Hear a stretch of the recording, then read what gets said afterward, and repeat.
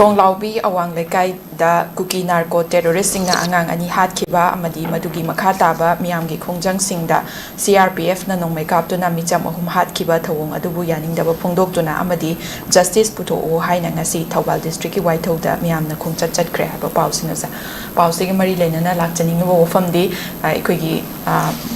mafam matamgi matung ina aikoi miyamna security force sing da thaja daba aduga makoina tawthorapa thawong sing da pen daba ngasai ozana su mamang da panbi khrabani aikoi lengak paibi riba sing nadi makoina lokhaliba thodang sing dadi adumak sing thanaba adubu miyamgi marakta di miyamna di pena daba asigumba yaning daba kya mas heke thokliba se oza karina maramsi oibe yai aduga thoktanaba gidamakta kai kai di tawhaningi oza kari wafam thambini aroi boina tajira अखोगी मियाम की यहो अदगी खोंजंग अदगी करुंबा खरा वाकत खरा गलोइना संगसिलप मतमदा अखोगी security force ना मरुना valley दनि को हाइटसे Manipur valley दा अखोगी hack SIM खोंजंग मम hack थोरक संगसिलपदी संगसिलपदा ngасagi security force na state police yauna haitare state force yauna makoina akoi control tongna hairasu nataka namthan amani hairasu sa kano to lokhalapa makhoigi kano si khoi thawong se masi adum miyamna adum pena daba yamna kare hani adumba adum oiba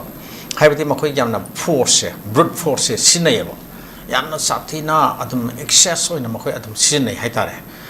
sumnagi sai na kan makhotpa khara tawraka dhap khara tawraka tan makhotpi wa nataba sumnagi tear gas kap khakte sunataba tear gas ki hendo oga yam saktiba light bullet kap yaurini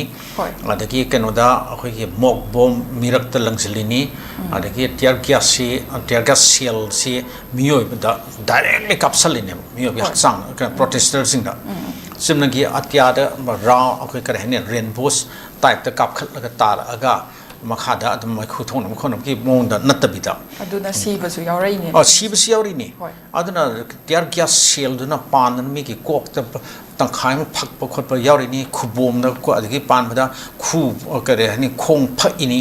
sadong saru loin pha ini adigi aduna te central security force adigi RAF CRPF ka duna tawda mi ki yone mamang da akhoi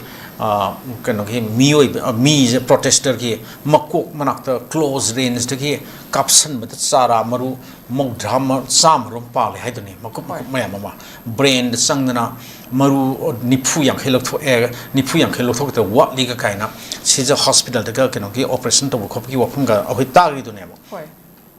adum mai ya simba yam tamthi raba kare hani makoi ki brute force yam brutal oiba mong da makoi na akoi protest movement se nam thana nam khona se simu ki thong sing sineba akoi miam penalty se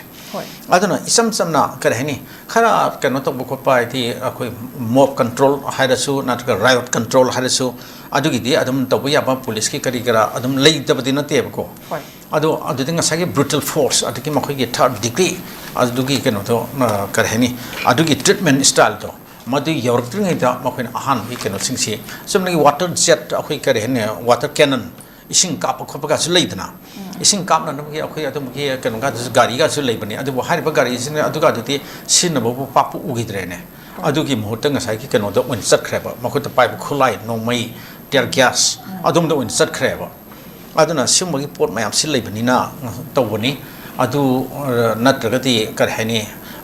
haidi sisu yamna partisan oiba mongda tawi haitare tampakta akhoi valley da sanction ba khongjing singna adumba brutal force sinarga namthana ba khonai ade state force yauna tawrini state police tawrini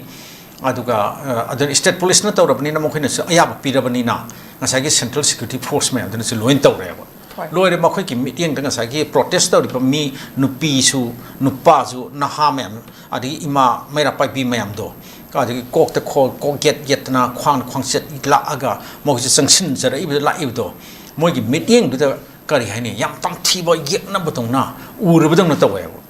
adu ne hakta makhoi na pai khulai na thar ge hat la ge na taw gi tak ta tawe bo adun kar hani yam sam tam thiba makhoida moi bu loina ma hat lagi en lakpa adum sa sangu mu type ta moi ur bu dong na tawe bo adu asum gi meeting se ma se khong thuk pa ma yam thina ma thuk tai aduna masi hongdong nam khonar pamatam da ngasagi makok oiba lusingba haitari ne ko akhoi maru ina akhoi hojiki akhoi lusingba haitari ti honorable chief minister de hekta tari haitari ado honorable chief minister na ma na singba akhoi